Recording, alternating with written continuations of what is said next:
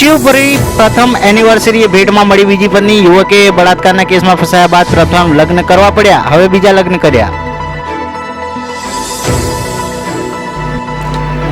સુરતના લિંબાયતમાં માતાએ ઠપકો આપતા કિશોરે ફાંસો ખાધો. ડિડોલીમાં ફોન રિપેર ન થતા કિશોરીએ આત્મહત્યા કરી. પાલનપુરનો વિચિત્ર કિસ્સો. દીકરીએ સગપણ તોડ્યો તો 46 વર્ષીય વિધવા માતાએ 30 વર્ષના જમાઈ સાથે ઘર માંડ્યું. પાટણ બીજાની ડિગ્રીએ ડોક્ટર બનીને 1.5 વર્ષથી ચલાવતો હતો હોસ્પિટલ. લોકોના આરોગ્ય સાથે ચેડા કરનાર યોગેશ પટેલ સામે આખરે ફરિયાદ નોંધાઈ.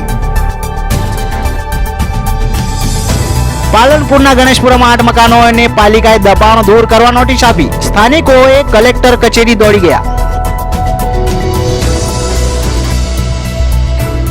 વેપારીઓને હાલાકી. અમદાવાદના સીટીએમ બ્રિજ નીચે રસ્તો બંધ કરી દેવાતા 600 થી વધુ વેપારીએ બંધ પાડી વિરોધ નોંધાવ્યો.